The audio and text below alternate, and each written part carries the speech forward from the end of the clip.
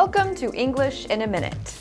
A weasel is a small animal with brown fur. But weasel is also used to describe a person you cannot trust. Weasel out of something. Our work trip is coming up next week. Oh, I'm actually not going. What? But the boss said everyone has to go. How did you weasel out of it? I told the boss that my 102-year-old great aunt is coming to town that weekend. If you weasel out of something, you avoid doing something, usually by lying or persuading someone in a clever way. The word weasel acts like a verb in this expression.